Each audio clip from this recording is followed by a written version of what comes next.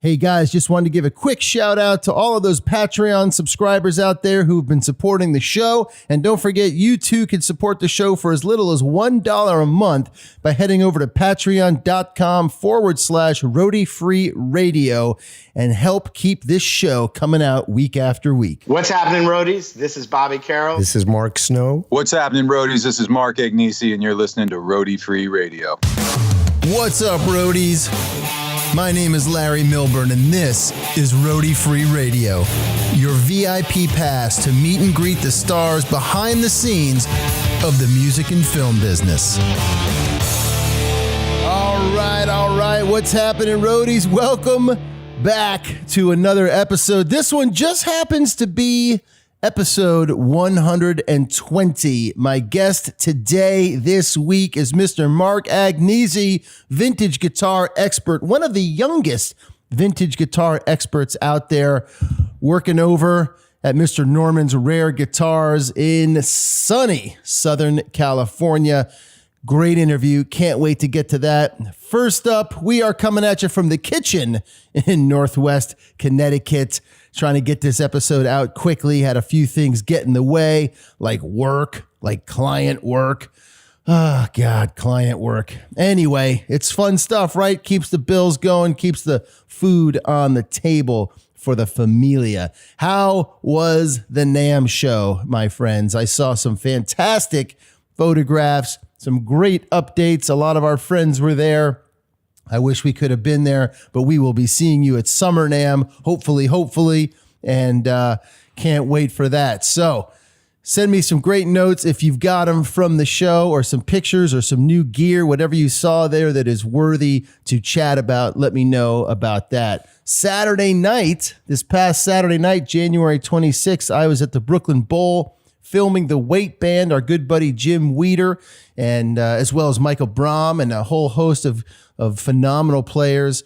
They got a new lineup, the Weight Band. If you don't know what it is, I've talked about it before, but you really got to check it out. They are the band is made up of people from the Levon Helm, Woodstock, Midnight Ramble community, and they just recreate these songs that are, come from a canon of amazing songwriters, and you got to check it out. So go to theweightband.com. Hey, a great night at the show. The place was packed. Pete Shapiro, that's another interview. If you don't know who Pete Shapiro is, created the Brooklyn Bowl, took over Wetlands, Capitol Theater in Portchester, New York. They do an amazing job at the Brooklyn Bowl. We had a great night. So head over to check those interviews out. I will leave links to those in the show notes so you can find them easily. Speaking of show notes, also had a new video out last week, 5 tips to starting a podcast. Any of you listening that are thinking about starting a podcast, I gave a quick overview of the things you should be thinking about before you go ahead and launch. But most importantly, you should be launching your podcast, because now is the time. Listen, we're sponsored today by ShowPro Beard Co. Started by live audio engineer Chris Wilson and his wife, they've created their very own unique formula of beard balm that not only performs well in terms of health and nourishment, but also provides the control, shine, and pleasant aroma that any bearded professional would appreciate. These are non-waxy, all-natural beard balms that will leave your beard soft, smooth, and nourished. Use the code ROADIE when you check out to get yourself 20% off. That is ROADIE when you check out to get yourself 20% off. All right, today's guest is Mark Agnesi from Norman's Rare Guitars. I forget sometimes that one of the key reasons I started the show was because I'm a guitar player. I love playing the guitar. I grew up playing the guitar. And I'm reminded anytime I have another guitarist on, or a guitar head, as they're called, I get excited. And Mark and I had a good time. I met Mark briefly one of the last times I was in LA and got to head up to Norman's. I think it was when I did the Norman's interview, actually, a year ago right now, as a matter of fact. Right after the NAMM show, I went and met up with Norman, and we did the interview. I met Mark there. I could hear him while I was doing the interview with Norman playing. He sits on the couch out there, and he jams out for his Guitar of the Day episodes on YouTube. If you have not subscribed to their YouTube channel, Norman's Rare Guitars, head over and do so. They're up to like 600 and something episodes, 250,000 followers, and a lot of it is due to Mark and his enthusiasm for the guitar, for playing the guitar, for talking about the guitar. And they do a really great job. So head over and check that out. Great guy, lots of fun, and a huge Keith Richards enthusiast. Yeah, good times. Listen, we're also sponsored today by AirTurn. Since 2008, AirTurn has been manufacturing wireless products such as Bluetooth pedals and multifunction remotes, supporting hundreds of thousands of customers in over 40 countries. They have a wide range of products to choose from, including the AirTurn Go Stand, one of the best portable mic stands on the market that I use on this show on a regular basis. In fact, friends, I actually just pulled it out again for my upcoming interview with Chip Auchincloss. Had to head into Brooklyn, and I brought the Go Stand with me because it's just so compact, and yet when you open it up, it's a full-size boom stand. Head over to airturn.com. Use the code ROADIE to save 20% off your entire order. That's 20% off your entire order over at airturn.com. All right, listen, I want to thank you guys. 120 episodes in. I can't believe it. I can't believe it's been 20 weeks since I came back from the little hiatus this summer. That's incredible. But here we are. 120 episodes due all to you guys. So thank you for listening. Thank you for tuning in week after week. All right, you know what to do. Crack open a Jack and Coke. Put on your favorite Stones album. Roll them if you got them. Because here we go with Mr. Mark Agnesi. Hit it. Call yourself a roadie. Call yourself a roadie. Call yourself a roadie. Dude, what's happening? It's raining here. It's cold as shit. Fucking, not used to this stuff, man. This liquid stuff coming down. I hear you, dude. But listen, you're an Ohio boy.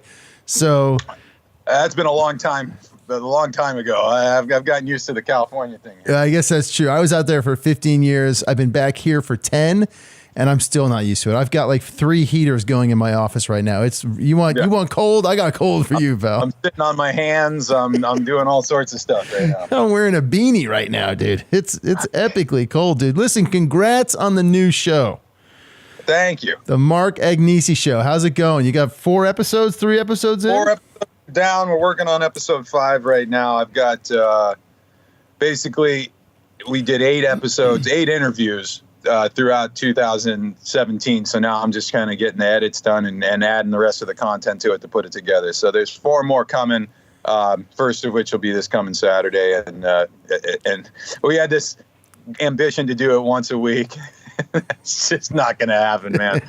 Not going to happen without a staff of people. Welcome to my world, dude. Yeah, no, I feel you. I know. Well, you're busy. Good. Okay, so for those folks listening, we're talking about the Mark Agnesi Show now on YouTube. Launched tail end of 2018, like you said. We got 4 or 5 episodes in. Your last one was Lark and Poe. Is that right? Yeah, last episode was right before Christmas. It was Lark and Poe, who are absolutely fantastic if you're not familiar with them yet. They are awesome, dude. You could go get familiar with them. Yeah, I checked out their episode and your first one, Daniel Donato. Oh, my God. Daniel was killer as well, yeah. Wow. It must be an awesome... Well, actually, hold on. So your show, basically, for those listening that haven't checked it out yet, and you should go check it out, is sort of a spin-off, let's say, of what you do at Norms. You kind of give news. I'll let you do it. You give me the pitch. Give me the elevator pitch. It's like I envisioned it being kind of a... The Soup, if you remember The Soup. Yeah, totally. Kind of meets Wayne's World, but for guitar players. It's like, when I say it's low budget, I mean, that would infer that there was a budget. Exactly. So this is literally, it's shot at my house. My wife was gracious enough to let me do that. We shoot it in my living room, and rock stars come over to the house, and we start. We talk about guitars. Basically, I like watching guitar content on YouTube, but I'm just sick of watching gear demos. There's got to be something else for guitar players other than pedal demos. So I figure I got to go ahead and start. I come in contact with a lot of great players. Yeah, you do. And I have friends with a lot of great players, and it's like I think it's kind of my job to use my platform to kind of expose new talent or even old talent that people just might not be familiar with to a new audience of guitar players. We got to keep this thing going. Absolutely, dude. Absolutely. And you've built quite an incredible following through Norm's world, through Norm's channel, not only for the store itself, but for you. And I got hooked on watching your videos as well, man. That's why I was like, I got to have this guy on the show. Right. Yeah. Instagram, my Instagram thing had taken off, and I spend a lot of time doing content for that as well. I'm just about to hit 200,000 Are you really? followers on Instagram, which makes me in the top, few of the, it's mostly stores or manufacturers at that level. So in terms of just one guy, that's I've kind of taken the whole Instagram thing about as far as it can go. Yeah. In terms of that, but which is kind of how I'm marketing the show as well, and how a lot of people are finding the show, and IGTV, which is a whole new thing. Well, not new, but they're starting to push it a little more. So I'm kind of doing the show for Instagram TV as well, and just trying to find all the guitar players out there and try and introduce them to something cool. Yeah, something cool. When I had Norm on almost a year ago, I guess it was. God, when I was out there for the NAMM show. Are you going down to NAMM this year or no? I usually try to avoid it if at all possible. I'll probably be down there on Sunday because somebody's got to go and spend some of his money. So I normally go down on Sunday. I normally spend more time in the car driving there and back than I actually spend at the show. But yeah, I got a lot more parties and stuff to go to than the actual NAMM business to go to. It's when I had Norm on, we talked about you guys, the staff, and the openness that he has. To let you guys come into your own and do your thing and help, have your own personalities there and put them out on the show and everything. And it's been an amazing thing. Tell me a little bit about that. Cause I think you mentioned it too. He was a bit of a dinosaur when it came to technology a little bit. He needed a little bit of cajoling, but after a while he let you guys run with it. Is that about right? Yeah. Let's preface this by saying Norm doesn't know how to answer his voicemail. So if you ever call Norm, don't leave a voicemail because he won't get it. And he can't also he also does not know how to text message, how to email, turn on a computer, how to surf the internet, nothing. Yeah. So Instagram had started. We had started doing a lot of things on the Instagram page. This is early on, and it was growing. And I started doing some videos on Instagram, which at that point you could only do 15 seconds of video. So we were doing these like little 15-second clips of stuff. Yeah. And then we would do longer things on YouTube, and I would do some stuff on the YouTube channel that it's still up there, explaining 335s or explaining telecast, stuff like that. And one day it was just like, I had a 55 Strat that was like the mintiest thing in the world. And it's like, you know what, if we don't shoot some video with this thing right now, no one's going to know that it ever existed. Yeah. So I came up with this idea. We were going to call it 60-second sales pitch. And it was going to be, we were going to do a 1-minute video. We talk about the guitar for 30 seconds and we go plug it in for 30 seconds. So if you look at like the early episodes of Guitar of the Day, they were like 1 minute and 45 seconds, 2 minutes long, something like that. And then people just kept saying, talk about it more. People were like, we'll play it more. We want to hear it played more. So it kind of evolved throughout the course of like the first 100 episodes of it into kind of what the format would be. Right when we hit episode 100, we had to remodel the store, and the whole store got shut down for like a month as we were like tearing up the floor and all sorts of stuff.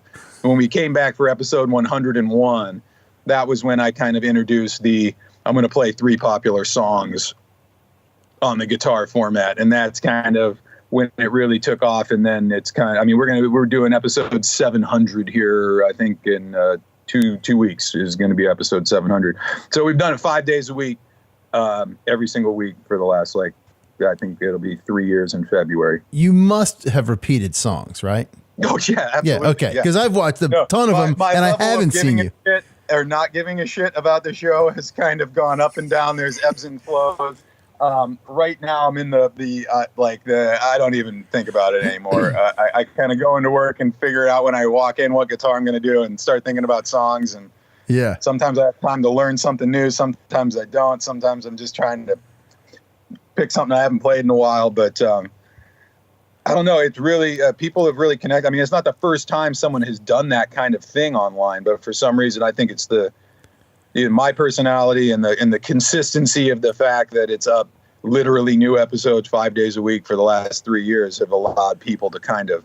Well, I think it's to find it and get hooked in it and go back and watch old ones and want to be part of the community. And it really does have, it's shocking, the community of people that watch the show every single day and comment on it. And they have their own little groups, and people have made friends through watching the show with people that are on the other side of the world. It's crazy. Yeah. Well, I think it's a combination of things too. I think, what's cool about it, one thing is that like there's not a lot of cuts, right? You do your opening thing, boom. The opening thing is always one take. The front thing, I always try and do one take unless I screw something up and we literally don't have time to start over to do it again. We'll do a cut. Like I hate doing edits on stuff. I'd rather just leave clams in there than yeah.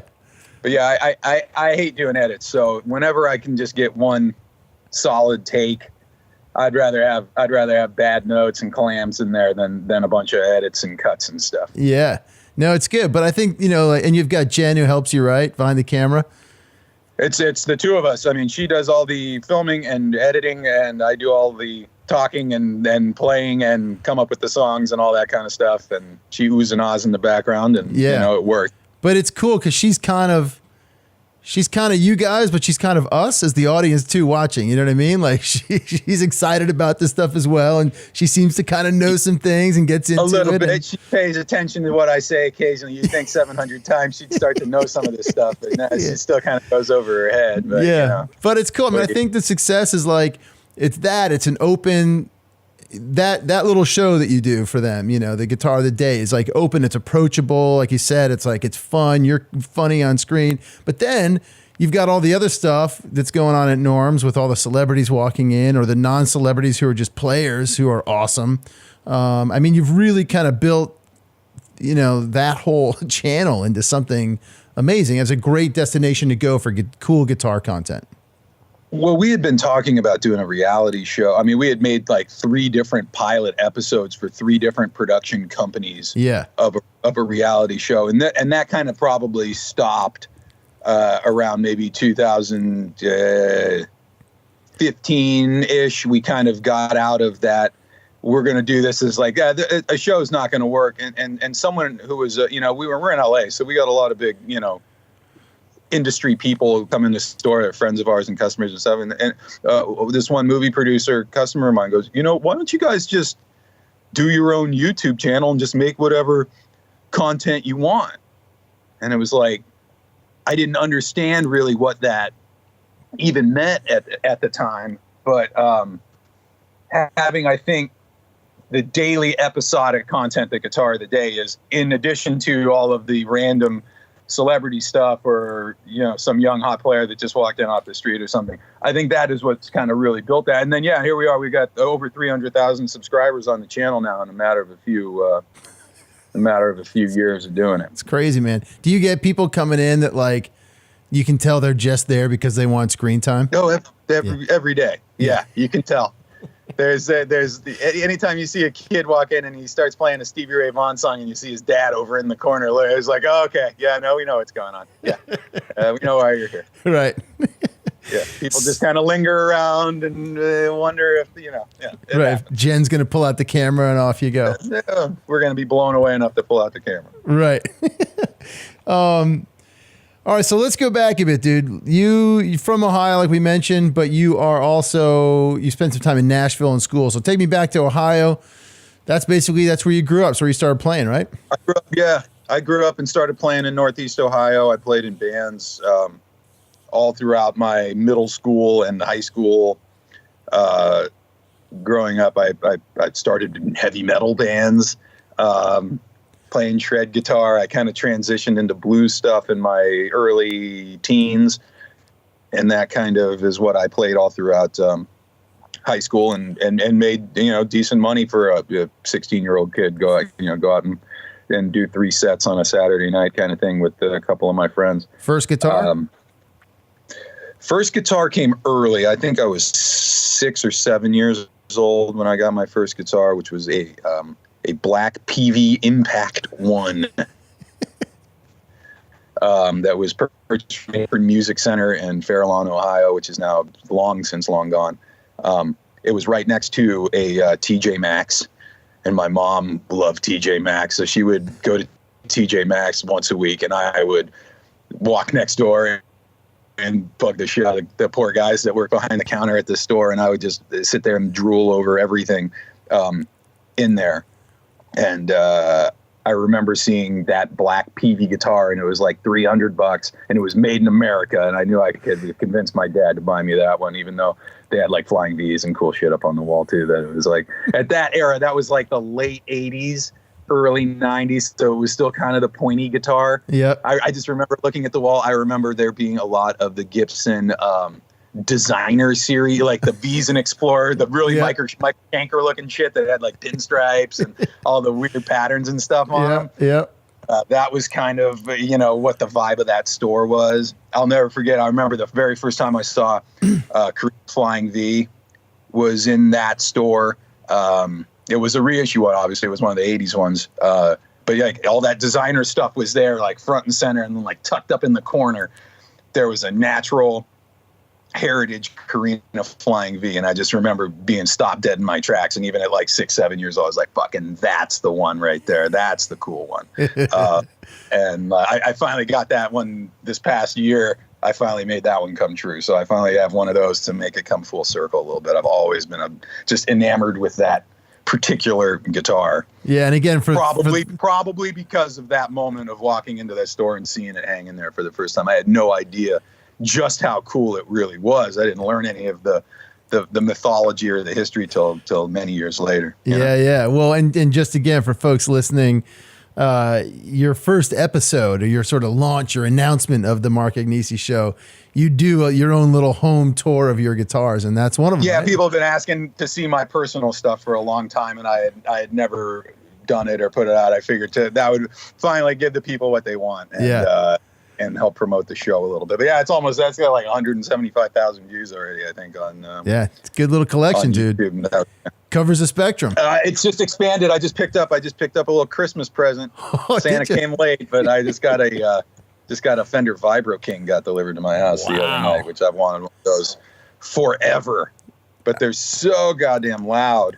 I just could never use it. But my friends at Universal Audio sent me one of those Oxes last year. And that's just a game changer. Nice. If you haven't played through a Universal Audio aux yet, and you have more than one amp at your house, or you live in an apartment, or you have small children, it's a must-have piece of gear for literally every single person. I don't even know what this is. It's a reactive load box. So it's a similar concept to like a hot plate or an attenuator. Okay. But it's not that. It's a load box. So you come out of the amp and into this box, and this box will see whatever load the amplifier wants. So if it's 4 ohms or 8 ohms or 16 ohms or 2.6 ohms or whatever it is, it gives the amp back that ohm load. So the amp thinks it's plugged into a speaker cabinet. So it reacts the way it would as though it's plugged into a speaker cabinet. Once it's in there, you can do 3 things with it. You can come back out of it and back into the cab and just hear it through your speakers. Or on the other side, it has like all of Universal Audio's like world-class studio mic emulation, speaker emulation, room emulation. So you can save rigs. You can have I have on mine, basically, I have a 412 basket weave Marshall 412 cabinet, a 112 Tweed Deluxe cabinet, a 212 Vox AC30 cabinet, a 110 Princeton cabinet, a 210 Vibrolux cabinet, and a 410 Basement cabinet. Jesus. 6 cabs, a 112, 212, 412, 110, 210, 410 setup. Now you can then take your iPad and attach it, and you can pick what studio you want to be in. I'm in Ocean Way, Nashville, and you can move your amps around the room. You can put a rug underneath it if you want. You can put it on hardwood floors or on carpet or whatever. Pick 2 microphones out of their mic collection, put them on the cabinet anywhere you want, and put them on access, off access, whatever. What? And then just save that rig. So you can line out directly to recording software or to the front of house a fully produced guitar tone. However, the third thing you can do with it is it's got a headphone in, and you can literally just put on headphones and hear all of the the stuff. So, I mean, I got a 4-year-old and a 1-year-old. I want a 1-story house with hardwood floors throughout. Like, I literally hadn't turned on an amplifier in like 5 years. Wow. Because as soon as my kids go to bed is when I could do anything. And it's like, I can't plug anything in. Now it's like I could literally sit there with a 100-watt Marshall turned up to whatever I want and just have headphones. It's kind of, I equate it to like, imagine you're in a recording studio and on the other side of the glass, there's your amp with all the mics and shit on it. And you're in the control room with headphones on, listening back. It's basically that experience at home, but you can also use it to record. I'm using it as the most expensive headphone amplifier in the world. I'm really not using any of the really cool shit that it does, but every studio producer in the world, they're all using them right now. I highly recommend it. They're not cheap, but I had like literally thousands and thousands of dollars of gear sitting here that I hadn't turned on in years. That piece of gear is allowed to turn on again. Now, again, but I digress. No, it's all good because I like in your amp arsenal there, you kind of cover the spectrum. You got the Fenders, you got the Marshall, you got the AC-15. That Marshall box, that's and the guitars the same way. I mean, I play mostly guitars. I'm a Gibson fan, but I mean, I've got a Strat and I've got a Tully and I've got a P-Bass and I've got a D18 and I've got a Dan Electro and a couple other things. But for the most part, I like to nail all the basic food groups, if you will, on all my gear.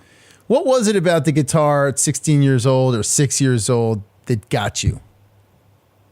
I mean, my dad worked in radio and rock and roll radio, so I'd been going to shows my whole life. I had seen the whole kind of rock star thing. It was a combination of two things, because the first time I really remember was I saw Tommy Lee on the I think it was the Girls tour at Richfield Coliseum, and which has been torn down since then. My dad's radio station had like a loge there, and for like my 5th or 6th birthday or something, for some reason my dad took us to go see Motley Crue. And that was when Tommy did the spin upside down drum solo thing. Yeah. And I was like 6 years old. I'm like, all right, dude, I want to be a rock and roll star. And then it was Poison, actually. It was CeCe DeVille from Poison, the most unlikely of heroes. I believe it was the beginning of the Talk Dirty to Me music video. Like Bret Michaels is spinning a phone around. He goes, see, and they just went down this row. It seemed like this never ending row of BC Rich, fucking amazing, like BC Rich guitars. And I was like, okay. And now I've honed in the thing. It's definitely a rock star thing. It's definitely going to be a guitar player. Wow. And as cheesy as that sounds, CeCe DeVille, had a big, huge impact on my young life. How did it come easy for you? Not the rock star part, but the guitar playing part? Yeah, obviously that never really. Still working that out. I mean, there was, like any kid, I had a lot of stuff going on. So to sit and practice when I also had soccer practice and tennis lessons and all other, just going out and playing with my friends and stuff. The first couple years of learning and stuff, it was probably the same rate as anybody. I think when I was 9, we went to see Van Halen. My dad took me to see Van Halen on the Balance tour, right when Eddie had kind of cleaned up and cut his hair and all that stuff. And we were backstage, and I got to meet Eddie Van Halen. I have this picture with Eddie Van Halen. I was wearing my Gorilla Snot T-shirt. I don't know if you remember. It was like to help you from keeping your pic. I was like, I looked every time I see that picture, I'm like, God, why did I wear that shirt? But I met Eddie Van Halen, and then I got to watch. I was like on his side of the stage. We had good seats, and I was on Eddie's side. And I just remember watching him do his guitar solo that night, and I was just like, okay, it made more sense. And kind of that from that next day on, like practicing was not a chore anymore. There was a lot more drive, and there was a lot more to it. That really lit the fire under my ass, and was like, okay, no, I got to get good, and I want to do it like that. You know? That's when I started every single day, hours and hours and hours a day, trying to really actively learn. That's a tricky moment I think for a lot of kids, that age, because it's like it could go the other way, right? Where it's like, I'm never going to be that good, so why bother? Yeah, it's tough to be a kid. I can only imagine. I mean, I was an 80s and 90s kid. So this is pre-computers and internet and shit, man. I mean, it was like there was a lot more free time back then. I can only imagine what it's like now with screens on everything and YouTube video games and all sorts of stuff, how hard it is to commit to do it. But I don't know, when kids, you see the kids when they get into stuff, they go head first into stuff, you know? Deep, yeah. I'm glad I started as young as I did. Had I been older, I might not have given it that, or I had that time to commit to it or to do all that stuff. I think getting the bug so young really helped me. Where are you on the, what are your thoughts on like learning stuff? Like I'm a child, I guess 70s, 80s, I'm 47, right? So like when I started playing too, it was like a lot of learning off a tape or a record, using my ear, which I think ultimately is the best. A lot of people poo-poo like, you know, throwing on a YouTube video to learn a lick, right? And watching somebody do it as opposed to listening. But I fucking pull up YouTube videos all the time and I'm like, what's he doing there? Right? It's great because either way, it's like if you can't have someone, the beauty of playing is sitting in a room with somebody else, right? And learning, even when you have like that older friend who was 18 and you were. That would know the lick. Yeah. That knew the lick. Yeah. That's basically what YouTube, I mean, I took like formal lessons for a couple of years and really did not dig the formal lesson thing. I stopped taking lessons and I just started learning songs. And I feel like I learned more about everything by just learning songs. You know, back when there were record stores and stuff, like I used to go to the mall, like Sam Goody or whatever, and they used to have like the little sheet music section. Yeah. And I had every Metallica albums, you know, tab book and every Guns N' Roses record and stuff. And you'd sit there and look at the licks and go, oh, wait, that lick's over here too. Slash played that and Kirk Hammett played that and that thing. And it's like, and then you see, oh, the song's an E. And then you start to learn how all these, it's not that difficult once you grasp your head around what's going on to see how it works. And, you know, by learning songs and learning in the style of my favorite players, I think that's kind of how I learned how to play the guitar. It's also why I don't know any theory or can't read and do any of that important shit that like guitar players are supposed to do. But, you know, it hasn't stopped me. Yeah. You know? Yeah. And when did your love affair with Keith begin? I mean, always. So like I said, my dad worked in rock radio, so I grew up on Rolling Stone stuff. I don't think I really started to appreciate the Keith thing probably until I got to college. Because I mean, I went to Belmont University, which is in Nashville, Tennessee, which is a music school. Now I went there to major in music business, not in guitar, but there was, you know, obviously tons of guitar majors there, and you know, everybody kind of. Every high school kind of has their hot shit guitar player, and everybody's the hot shit player in their city, right? And then you get to this environment, and you start to really separate who's for real and who's not. And you know, for me, I didn't have to get outside of my dorm room. Like my roommate was like one of those guys, and it's like, oh shit, like I'm never gonna be the guitar slinger guy that I thought I was going to be, or at least that I thought I was. And that's when I started to really grasp rhythm over licks. Yeah. You know, and that's, I think when I started going back and listening to Stone stuff and going, you know, if anybody else was playing rhythm guitar on this, it would not sound like this. There's something so unique, that sloppiness, but you know, sloppiness sometimes is personality, and Keith's sloppiness is hard to emulate. Yeah, it's really hard to get the hang of it. And you listen to soloed out tracks, and it's like he plays it different every single time. He never plays it the same way twice. Why? Because he was high on heroin. But it was like, but you try and recreate that, and it's like, oh, it's really tough. He's really great. You start to learn, I think, as you get more musically schooled, where the heart of the matter is, and it's usually in the rhythm of the song. Yeah, and it's also the song. Yeah, not the guitar playing. You know, that's right. Something that I still have. You know, problems with a lot of, because I mean I see a lot of artists every day, and I see a lot of great guitar players that are just killer players, and it's like, man, if we could only get this guy a fucking song, maybe he'd be a star. You know? Yeah. It's like, it's one thing to be a really talented musician and talented player. It's another thing to be a great songwriter. And to expect people to be both, dude, that shit only happens Very, very rarely. I mean, most of the great songs that you love throughout history, for the most part, were not written by the artists. They're written by songwriters. You know, you let the people who are gifted at writing the songs write the songs. You let the gifted performers perform the songs. You know, so I think that the problem where people say rock's dead or guitar's dead and stuff, it's like, it's not. There's more great players right now than I think there have ever been. It's the songs, rock songs have kind of died. And until we start getting better records for these guys to play on, it's going to be hard for it to cross back over again. And I think that, the songs are what's most important, and people lose sight of that. Yeah, absolutely. And you certainly have met a lot of amazing songwriters and players while being at Norms, and we'll get to those guys. But take me back to college. So you went to school, you were rocking out in Ohio, had a few bands, you're making money, and you go to Belmont to study music business. What was the aim?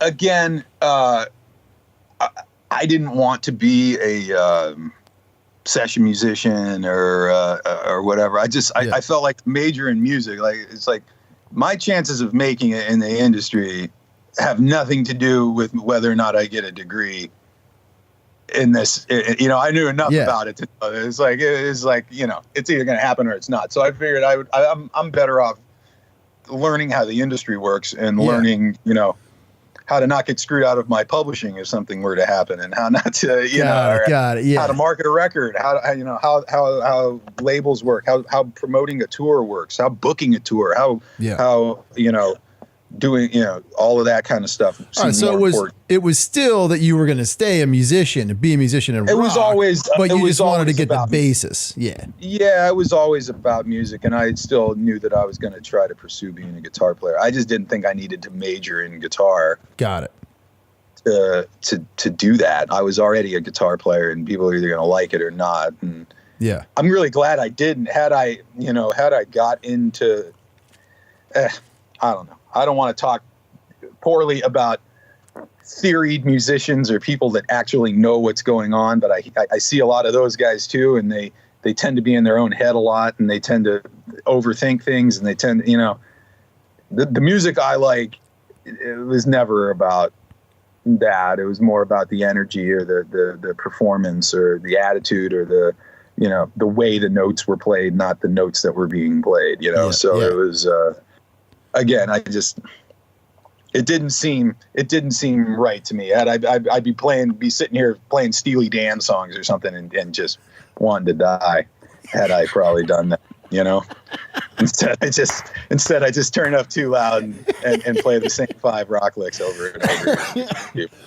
But look where it's got me. I'm sitting here talking to you about it. Here we are, man. No, that's awesome. We are. So your folks, I take it, they were relatively cool with this whole idea. Our son's going to go off and become a rock star, or try. Look, my dad worked in radio because he couldn't afford to buy an instrument. He came from very humble meanings, but all his friends played in bands, so he's kind of snuck in the back door on the band thing and was close to it and was all that kind of stuff. So they obviously probably would have wanted me to do other things. I was a pretty smart kid. I could have been anything I wanted to be. If I wanted to be a doctor, I could have, gone to medical school and done that, or, whatever. But I don't know.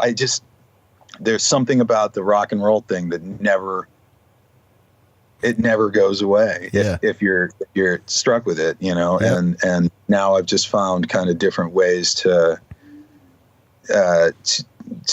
be a part of that, whether or not I'm making music or not. Like through the new show, like I take great pride in exposing what I think is great to other people, and I think that if the whole thing's going to keep going, there needs to not only be music discovery, but there needs to be guitar player discovery for the guitar players to have some new people to look up to. So if my contribution to rock and roll can just be helping prolong it, or helping being an ambassador for it, helping people find new talent that they'll be into and stuff like that, I'm totally cool with that too, because I think that's a very vital and important thing that's gonna have to be done here for the sake of the art form.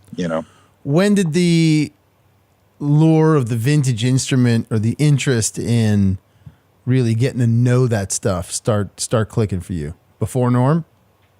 Yeah, it was before Norm, but never to the extent. Like I've learned the vast majority of what I know during my tenure there, just because I hate not knowing the answers to questions. So whenever somebody would ask me a question that I didn't know the answer to, I was like, now I have to go look this shit up and learn it, because I wanted to be an expert. And all that stuff came pretty easy once, because I already knew a lot of it. But once you start to sit down and compare and contrast different years and different examples, and you get to actually play them and plug them in and stuff, it's pretty easy to start to discern what's the good stuff from the bad stuff, what's what you like, what you don't like, and what's great, and what sounds get made with them and all that kind of stuff. But within the first couple of years of being there, I was definitely a full-fledged expert. Definitely not like I am now, but I picked up the stuff pretty quick. Take me from graduating Nashville. Maybe you hung around in Nashville a little bit before you came to LA and started putting bands together and whatnot. But take me from that to LA and what was going on for you at that point.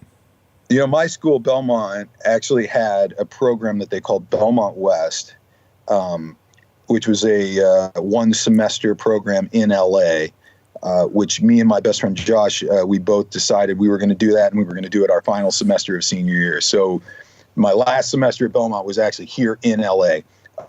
We lived at the Oakwoods Apartments, which is where everyone lives when they move out here. It's I know that place. Think Rick James died there. Rick James OD'd there, and somebody else got murdered there. I don't know. That's where it's right next to Warner Brothers. Yeah, lot. So that's where I remember because we went there right in January, and that was pilot season and Super Bowl commercial season. So it was every bratty child actor across the country and their stage mom were all staying at the Oakwoods. Yep. And there was us. So we finished up school, did our last semester, went back to graduate, and I never looked back. We just both kind of moved out, came back, and just started living here full time.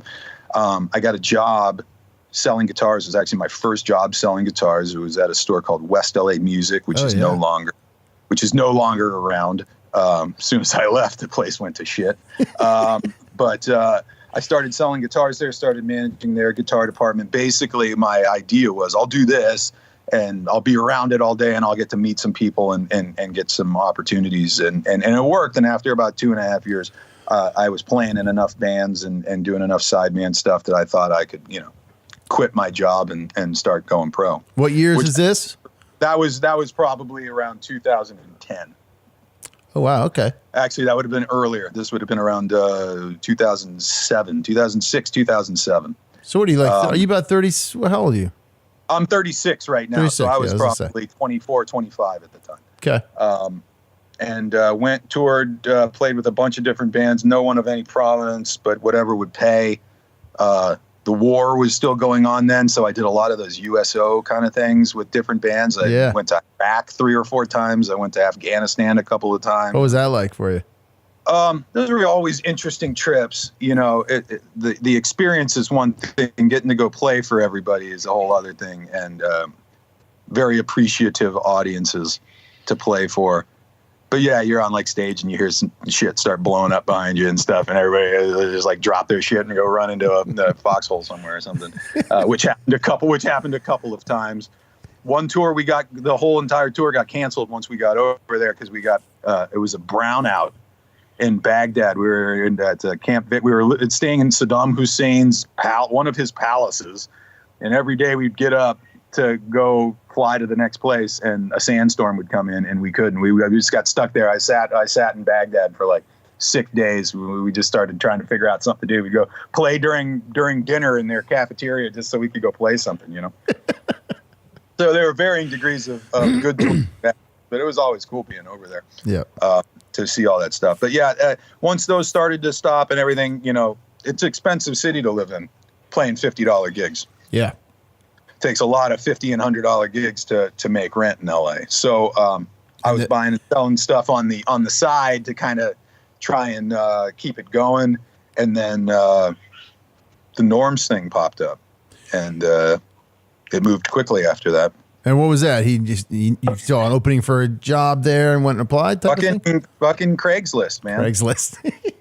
trying to find a job and, been looking for guitar related things. I'd been interviewing at another manufacturing company. I was on like my third interview and it was taking forever and was broke and all this stuff. And I go back on Craigslist and that morning had been posted, vintage guitar expert needed. And I was like, let me follow up on this. And it was Norm's. And I went over that afternoon and we sat and talked for 20 minutes. And then he called me at home that night and then that was it. It was done. Wow. And it's been almost 10 years now. That's amazing, man. So none of that. Yeah. There was no YouTube stuff going on. There was barely a website. There was no Instagram for sure. It was just a store with guitars, And for you, it was another gig. You figured, I'll go sell guitars and I'll get another job going on tour. At some point, but it was more. I knew there was an opportunity to make better money at that place because I was dealing with different clientele and stuff. That I was taking it pretty serious as a sales guy, and like I said, I wanted to be the most knowledgeable and I wanted to be the best at it, and I really put a lot of time into learning everything that I could to do both of those things. I respected the place enough to know that I needed to be on top of it. Yeah, that was the focus. Came in there, I needed to be the guy to talk to. Yeah. Do you miss touring and playing? In a way, I don't miss the airport, and there's a lot of airports on, I hate the airport. I like being somewhere. I hate traveling. Now that I have kids and stuff, I really don't particularly miss all of that. I miss being on stage. That was what my specialty was being on stage and performing. So to not do it anymore, or to barely do it anymore is kind of tough. And I do miss that, but I'll always find them, once the kids won't be kids forever and they won't be small children forever. And I'll have more time. I really got to prioritize my time, based on profitability. Turns out, playing in a band in LA and bars is not the most profitable use of one's spare time. It's hard, man. I did it. I was doing it in 94 to like 2001. And I believe there was still an industry then that could potentially turn into something. Now it seems bleak for a lot of these kids, but I don't understand how streaming works and how people get paid on streaming really. Yeah. But man, it doesn't seem like quite the way to. Man, when I was 18 years old, TRL was still on. People were still selling 1.5 million opening week. Right. That was like the Korn, Limp Bizkit, Eminem, Britney Spears, NSYNC, Backstreet. Everybody who put out a new album sold 1 million something. Right. The first week. That was like before Napster and all of that started changing everything. Before iPods and yeah. When I went to school for music business, we were sitting there talking about ringtones. That was the big thing. I was like, how are we going to capitalize on ringtones?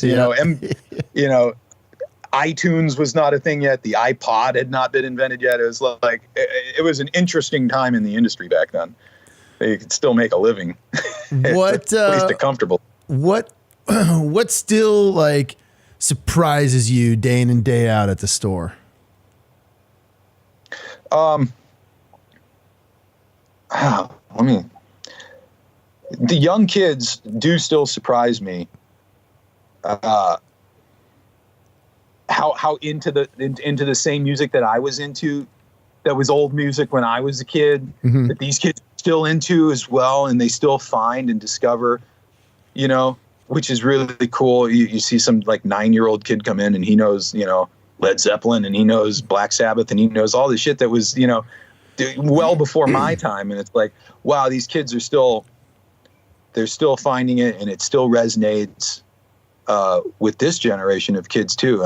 That's pretty special when you think of what kind of connection music can make with people. Like a 9-year-old kid that was born, 40 years after this record came out is still finding it and loving it and wanting to play it and jamming on it. It's pretty cool. Testament to those songs that were written back then. Again, songs are more important than the guitar playing itself, and people lose sight of that. But, the great song thing really does last forever. Yeah. No one gets sick of a great song. Yeah. It's amazing when you hear a great tune, and I look at the readout on my CD player, and I'm like, fuck, that was 2 minutes and 45 seconds. That's it. That's all it needs. me, man.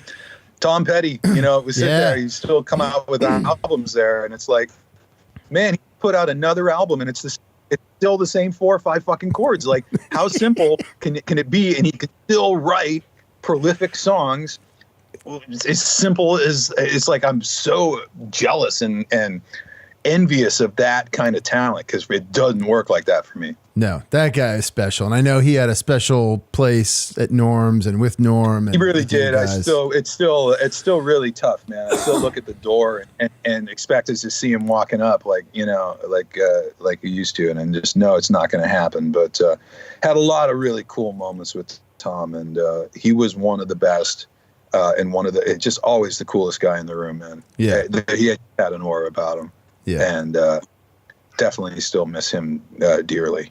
Yeah. Yeah. Amazing. And the whole amazing. music world does, because of how great he was. I've had, you know, a few of his crew members on, you know, Scoville's front of house and Greg Looper, his monitor guy and stuff. And, you know, we talked about how. You ever talked to Chinner? You got. I haven't had Chinner yet. No, I want him on. Chinner's the best. I love Chinner. No, Yeah. he's still on the list, man. But you know, I talked to Scova about, like, you know, Petty just never had like a bad decade. He never went through like the bad, because he's like, no, he stayed true to his thing.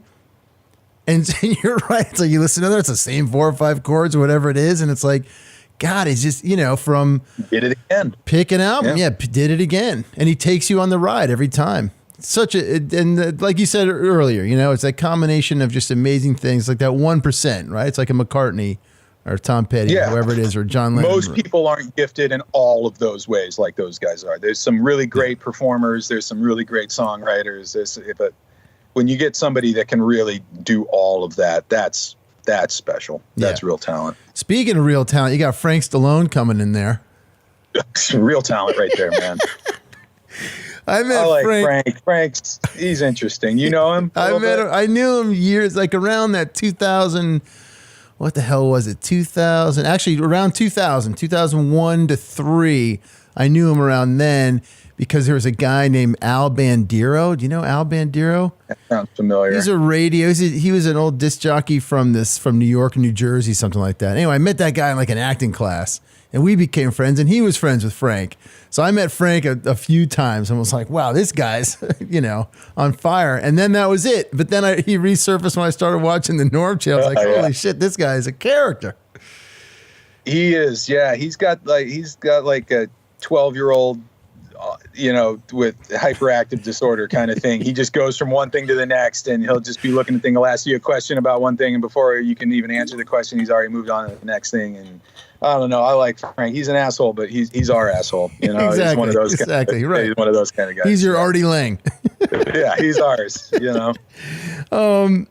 So of all the guitars in there and the stuff that's come and gone, like, can you pick one that you were like, fuck, that thing is just amazing, or no?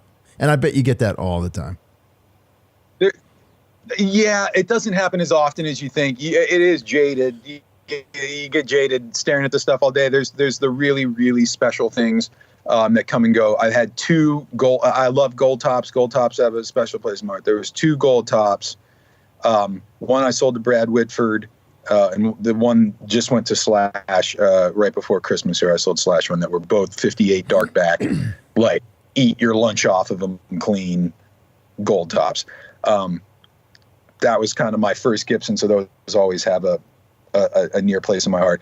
The most special guitar I probably ever sold was Amos, the 58 Carina V that I sold to Joe, which is, you know, spawned Seymour Duncan replica pickups and Epiphone signature model, you know, guitars and all sorts of stuff. And again, Carina Flying V. How cool is that?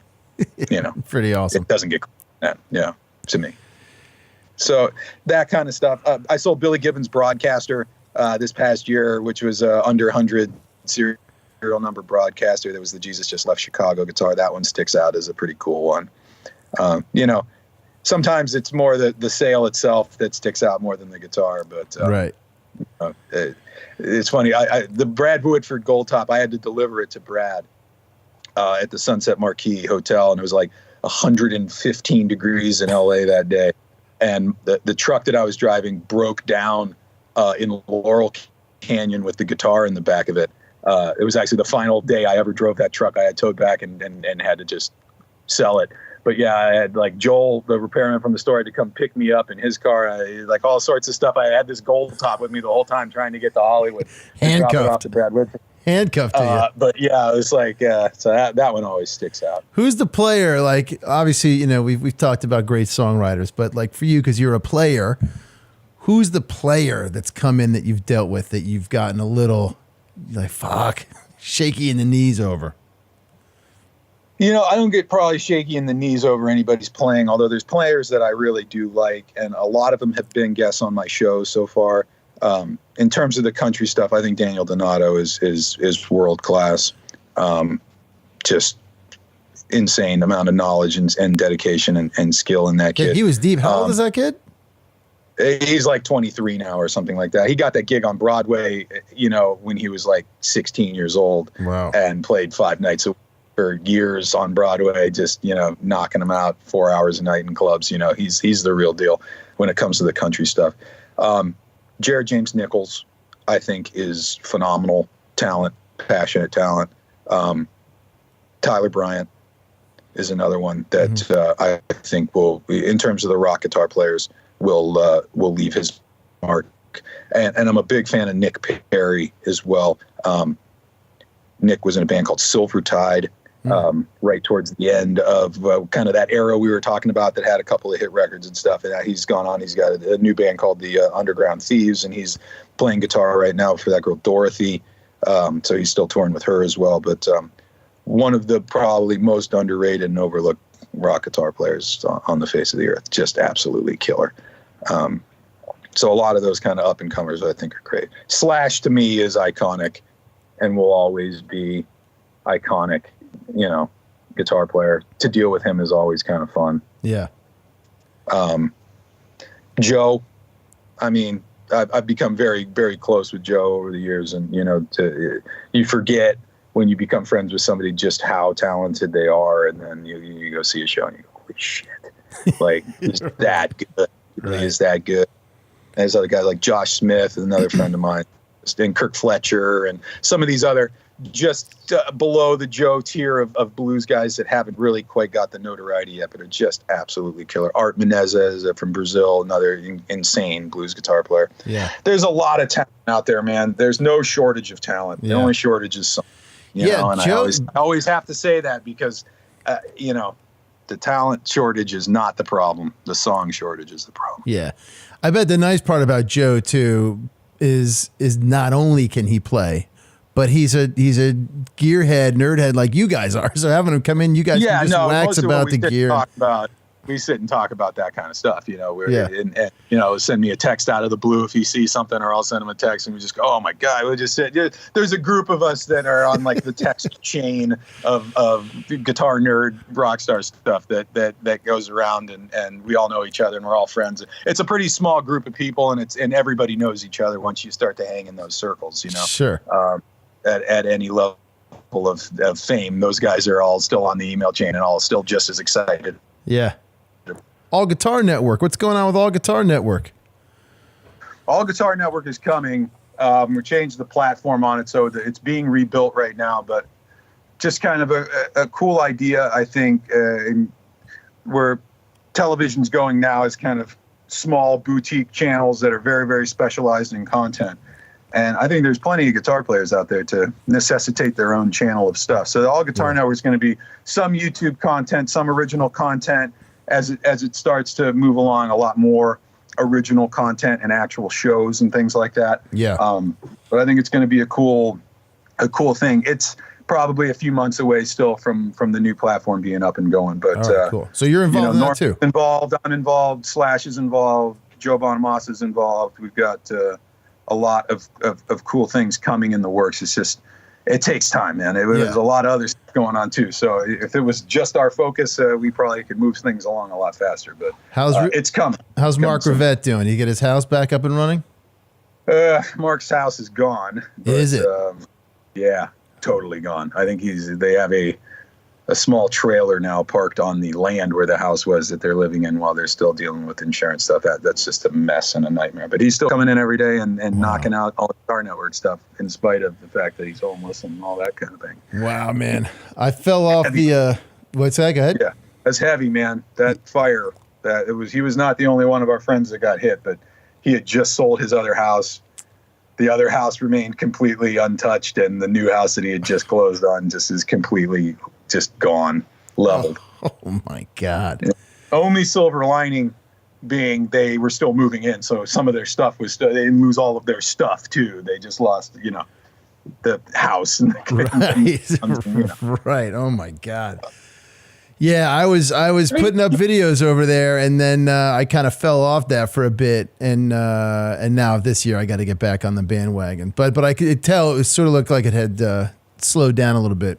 And I think I wrote him after that, and he said something about the house, and he said the site's down for now or something. So yeah, we changed TV4, who was the parent company, who was kind of not putting up their end of the deal, so we split away from it and just are doing it completely independent now. So all right, cool. All right, new platform and new everything. Nice, man. All right, well, we'll stay in touch on that, and I'll start getting some videos more back to come up. on that. More to come on. Because I'll tell you, one of the guys I've gotten to follow through that is Tim Pierce. That guy's a monster too. Again, Tim is, I believe he's the most recorded guitar player in the history of recorded music. No one has been on more albums than Tim. And most of them have been like big, huge, phenomenal hit records from like Michael Jackson and Sheryl Crow and like literally every pop rock artist that you could name from the 90s until today that has a guitar on the record.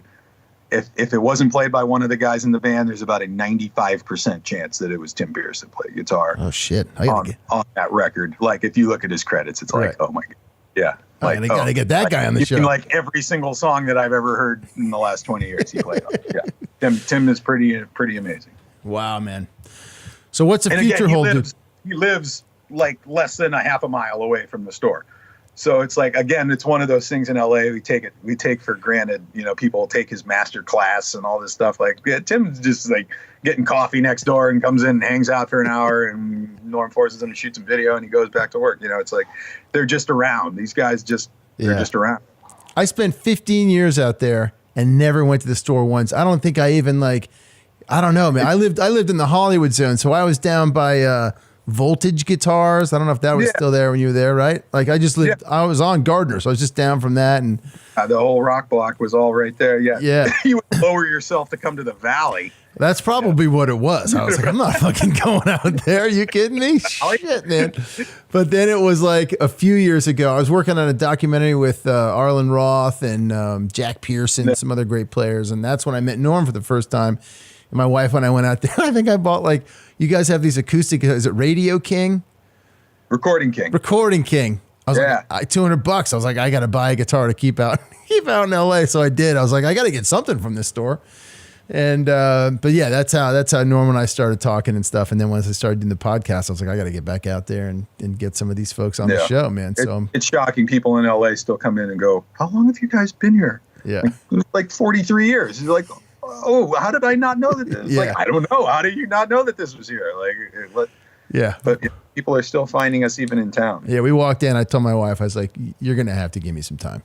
You're going to just go get lunch, get your hair done, whatever you got to do, go to the beach. I'm going to need a little bit of time in this place. Yeah. Church is calling. That's awesome. All right, dude. Well, listen, man, I'm going to let you go because I know this is like one of your days off and you got your kids and you got the whole thing. You got a show to edit. That too. Actually, you know what? Before you go, content, man. Before you go, dude, I want you to drop some knowledge on us, okay? What are a few things that one should keep in mind if they're thinking about buying a vintage instrument? If they're thinking about buying a vintage instrument, okay. Yeah. Question one, what are you buying it for? Are you buying it as a collectible? Are you buying this with the hope that you're going to see a return on your investment? Or are you a player and you're buying a tool that is to be used to do your craft? That is the very first question that anybody buying a vintage instrument needs to ask themselves, like, what exactly is the point of this purchase? And it doesn't matter what your answer is, but once you have your answer, then the other questions come out there. If it's, I'm buying a collectible that I want to see a return on my investment, okay. Now the questions are, what kind of money do you want to spend? Right. Because if you're buying collectibles, you got to buy the best stuff. Yeah. It has to be the best examples, no bullshit, no stories, no change parts, none of that stuff. And, if you only want to bring $20,000 into the game, you got to get realistic about what models you should be looking for. Mm-hmm. If you just want all I want's a Sunburst Les Paul, it's like, dude, if you had a couple $100,000 to spend, a Sunburst Les Paul would not be what I would recommend buying. Right. If you literally have a couple $100,000 to spend, we could put together a collection of 20 of the best examples of what they like a Strat and a Telly and a 335 and a D28 and a triple O, this and that and a J45 and a J200 and the list goes. I mean, if you had a couple $100,000 to spend at it, man, you could have a lot more fun spending that than just buying a burst. Now, if the answer to that question is this is a tool for me to do my craft with, then you start going, what are you okay with? There's certain things. Are you okay with a refret? Me, I would rather, what would be great if like the guy had it refretted 2 weeks before he came in and sold it. That would be my ideal scenario on almost any guitar purchase that I have. Yeah. Because, as finicky as collectors can be, like, let's be honest, this shit from the 1950s and 60s, in the next 20 years, all this stuff is, if it hasn't been refretted yet, this shit's going to need to be refretted. And as far as I'm concerned, there's far worse things that you can do to a guitar than make it play. Again, I sell the best in the top end of the collectible, so I also understand what buying a collectible means, and you got to have it straight and original and all that kind of stuff. But if you're buying it for a tool, you got to start asking yourself the questions: what am I okay with? What am I not okay with? If I'm going to buy, people always, the Strat is like the first thing people come in, like, you get like a fucked up Strat or something that is like, okay, cool. Like, how fucked up? Like, what are you okay with? Right. So for me, things that I'm not okay with would be change pickups. To a certain extent, depending on the guitar, change wiring harnesses. I don't like seeing change pots and certain stuff.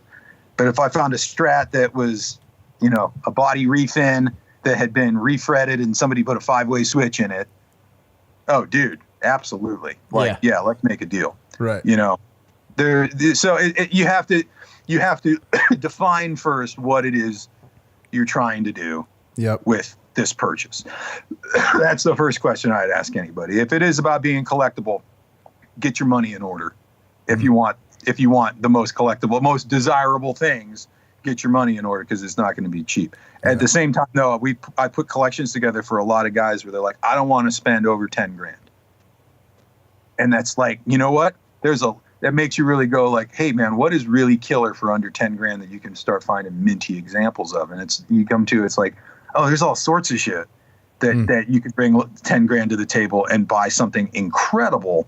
Even, a good deal, you might be able to find a TV special or something, like a real 50s Les Paul. Wow. For around $10,000 or something. Or definitely juniors for well under that. For juniors, really nice ones for $6,000 or $7,000. I mean, you could spend $6,000 or $7,000 on a brand new master built Fender Strat.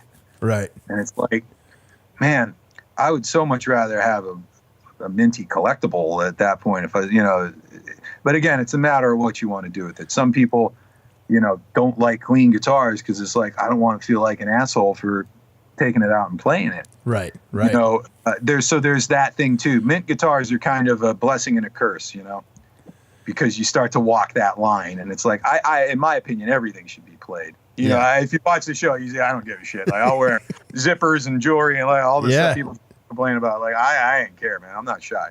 That thing's meant to be played. Yeah.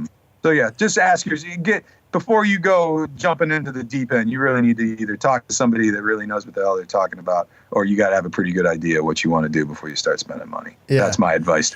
Is it fun? It must be fun. I think even more fun sometimes putting together those collections, putting a number on it, and putting more. A collection is just, you can have a little more fun than just finding that one guitar.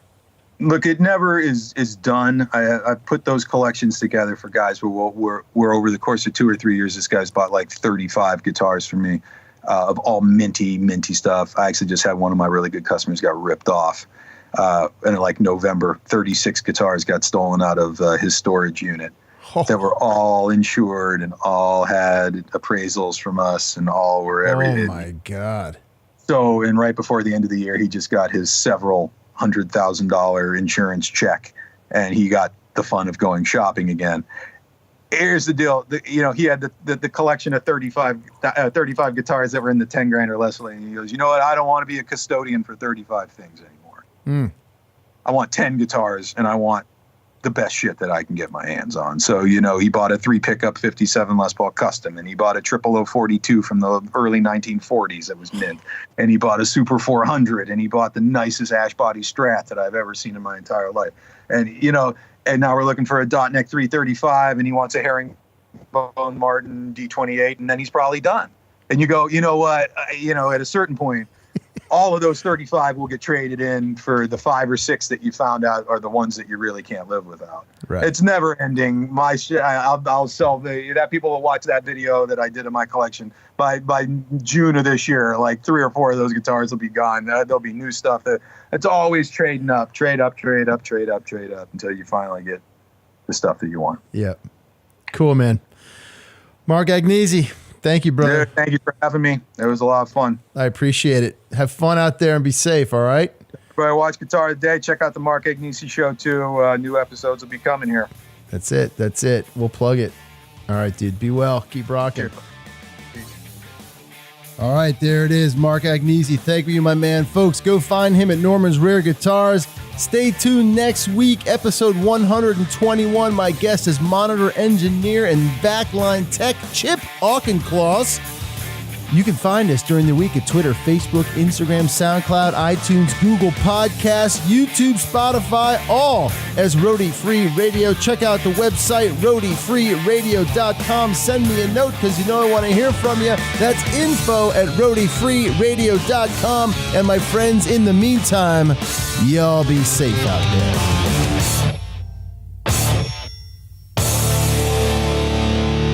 No roadies, no rock and roll.